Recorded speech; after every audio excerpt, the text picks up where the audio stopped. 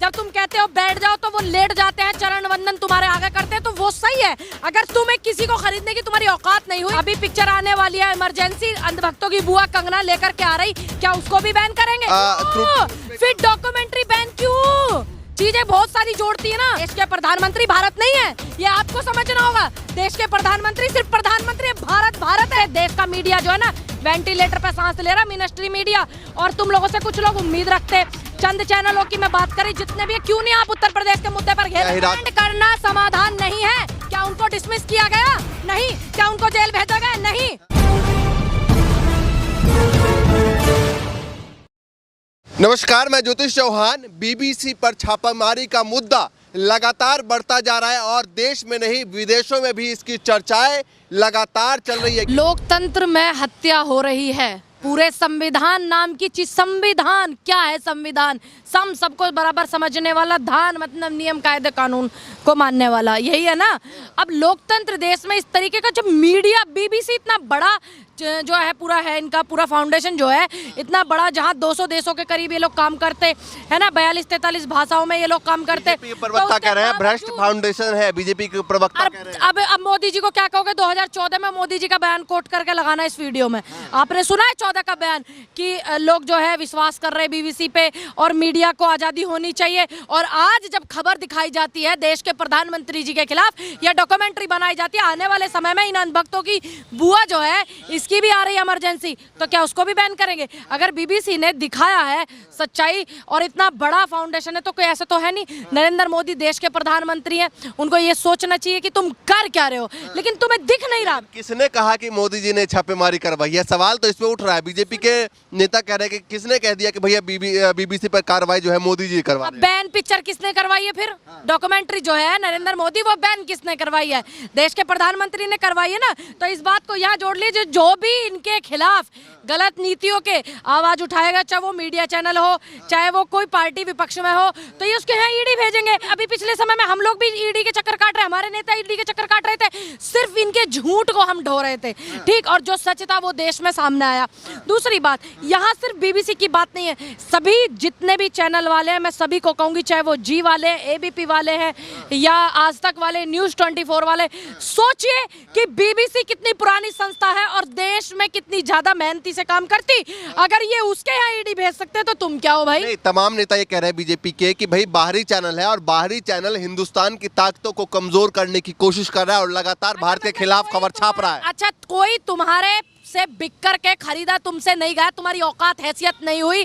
और जो और चैनल है, जब तुम कहते हो बैठ जाओ तो वो लेट जाते हैं, चरण वंदन तुम्हारे आगे करते हैं, तो वो सही है। अगर तुम्हें किसी को खरीदने की तुम्हारी औकात नहीं हुई तो तुमने चैनल खरीद लिया, पत्रकार को खरीदने की औकात नहीं होगी, तुम बीबीसी नहीं खरीद सकते, तो तुम ये एलिगेशन लगाओगे नहीं ना। उनके जो छापेमारी करने आए थे जो लोग, वो कह रहे हैं कि एक नियमित तौर पे जो फिर डॉक्यूमेंट्री बैन क्यों? चीजें बहुत सारी जोड़ती है ना। अगर आप लोग नियमित तरीके से आए हो घूमने के लिए, देखने के लिए, डॉक्यूमेंट्री में गलत तरीके से दिखाई गई थी, छवि खराब हो गई, देख लिया तुमने भारत की छवि। नहीं, अगर एक व्यक्ति ने गलत करा तो आप उसकी गलती दिखाओगे ना। भारत की क्या छवि है?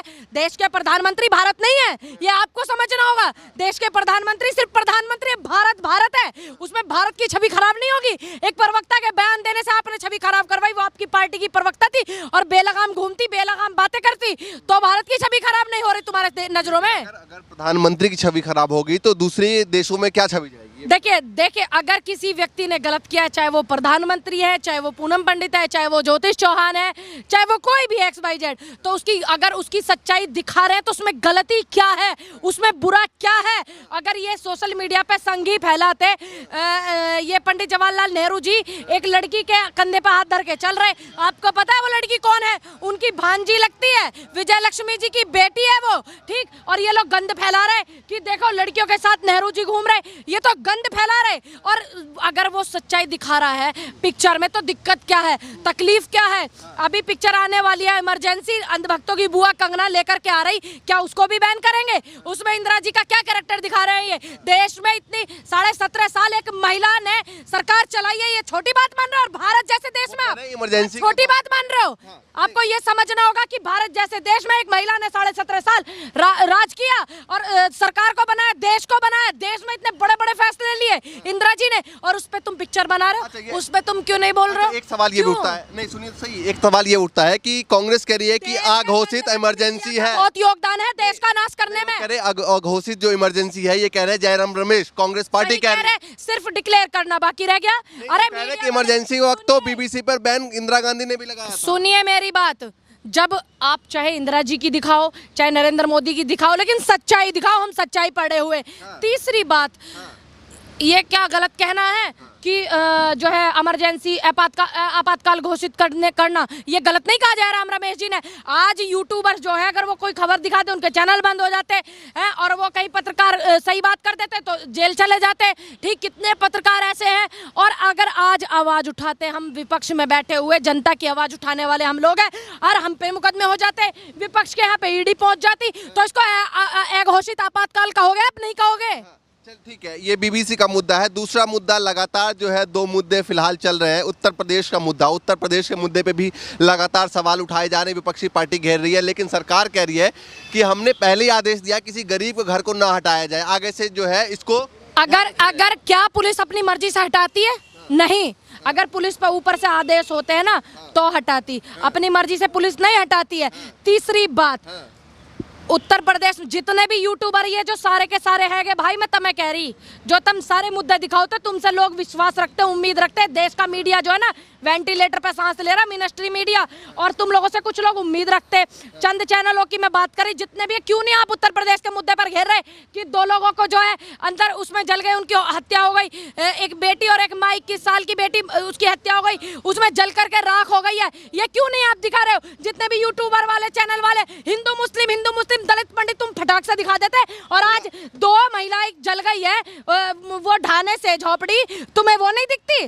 कहाँ तुम्हारे चले गए? तुम्हारे पास ये व्यूज आ रहा है हिंदू मुस्लिम पे, दलित पंडित पे, व्यूज से ही मतलब है तुम लोगों को भी। हाँ।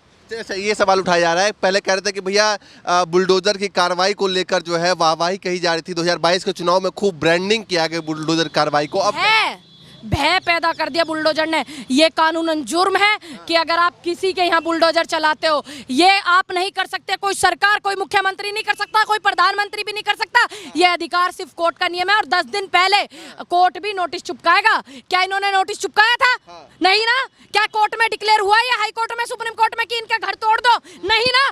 तो इसमें जो भी पुलिस वाले थे वो भी मुलजिम, और जिस भी मंत्री तंत्री के कहने से वो मुलजिम। अब इसमें जवाबदेही बाबा की योगी आदित्यनाथ जी की है, क्या वो जवाब देंगे? अभी पूनम जी ने जो भय पैदा किया बुलडोजर का, ये बाबा ने किया है। किया क्या नहीं किया है? ठीक, तो क्या योगी आदित्यनाथ जी इस मुद्दे पर जवाब देंगे कि जो दीक्षित परिवार के 2 महिलाएं मरी हैं, एक माँ और एक बेटी, बेटा कह रहा है मेरी माँ जल रही है, तब भी वो लोग नहीं देख रहे हैं। ठीक, कितना निकालने का काम उनको नहीं कर रहे हैं, खाक हो गए वो लोग। इस पे जवाबदेही हमारे उत्तर प्रदेश सूबे के मुख्यमंत्री की है।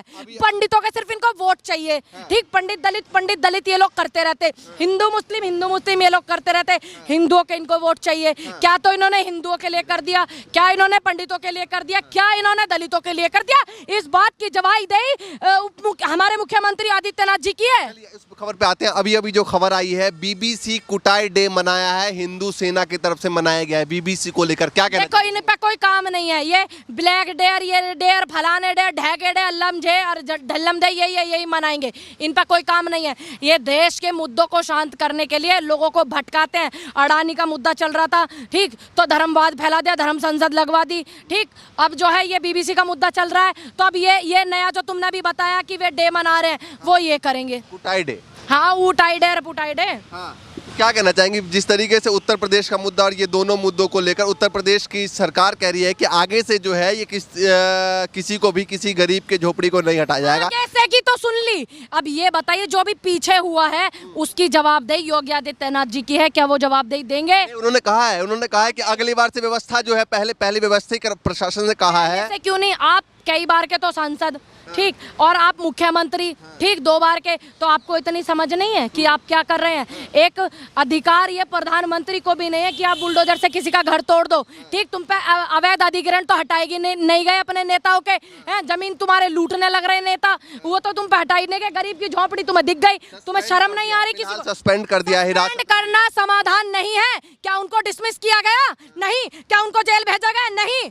उनसे पूछताछ की जा रही है कि भैया क्यों तोड़ा गया, किस तरीके से तोड़ा गया, किसके कहने पर? सबको पता है, प्रशासन पे दबाव शासन का होता है जब ये ऐसी चीजें होती। ये भय का जो माहौल बना है योगी आदित्यनाथ जी ने बनाया, इस पे जवाबदेही योगी आदित्यनाथ जी की है। बुलडोजर को एक ब्रांड की तरह हमेशा क्यों ब्रांड की तरह कहा जाए? बुलडोजर को किसी गरीब की झोपड़ी पे चल रहा, आपको अधिकार किसने दिया? ये कानून जुर्म है। संविधान का मतलब क्या है? कहाँ संविधान बच गया जब आप कोई कोर्ट से आदेश नहीं आया, कोई नियम नहीं आया और आप बुलडोजर चला करके तोड़ रहे दूसरों के घर? तो ये जनता के मन में आप भय बैठा रहे और एक समुदाय के लोगों को आप जो है कट्टरपंथी सिखा रहे। नहीं, वो कह रहे हैं कि जिस तरीके से कि बुलडोजर जो है माफियाओं के लिए और तमाम वो लोग जो कब्जा करते हैं उनके लिए क्या नितिन सेंगर के यहाँ बुलडोजर चला? क्या टैनी मिश्रा के यहाँ बुलडोजर चला? नहीं ना। ये माफिया थे, ये किसानों पे गाड़ी चलाने वाले लोग हैं, ये बलात्कारी लोग हैं। हाथरस कांड वालों के यहाँ बुलडोजर चला, उन्नाव वालों के यहाँ चला, औरैया वालों के यहाँ चला और मुरादाबाद में 13 साल की बेटी को गायब करा, 10 महीने में पुलिस ने ढूंढी, क्या उसके यहाँ बुलडोजर चला? बताइए। तो ये तमाम सवाल उठ रहे हैं फिलहाल। उठेंगे नहीं? उठावे ना। अब हम लोकतंत्र देश में हैं, किसी के घर में लोकतंत्र हो या ना हो लेकिन देश में लोकतंत्र है, इसको बताने के लिए हम जैसे लोग बहुत खड़े हुए हैं। क्या उनके परिवार से मिलने की कोशिश करेंगे आप? हाँ, मैं जाऊंगी मिलने के लिए कानपुर जाएंगे? बिल्कुल जाऊंगी। चलिए, हमारे साथ पूनम पंडित मौजूद है जो कि उत्तर प्रदेश के मुद्दों को लेकर भी मुखर तरीके से बात कर रहे हैं और बीवीसी का मुद्दा जिस तरीके से लगातार चल रहा है और विपक्ष की तरफ से ये हमला किया जा रहा है कि ये लोकतंत्र की जो है वो एक तरीके से लोकतंत्र को मारा जा रहा है और अघोषित आपातकाल इमरजेंसी जो है वो बता रहे कांग्रेस पार्टी इसको। फिलहाल जो भी होगा तमाम मामलों में अपडेट आपको देते रहेंगे। फिलहाल के लिए नमस्कार।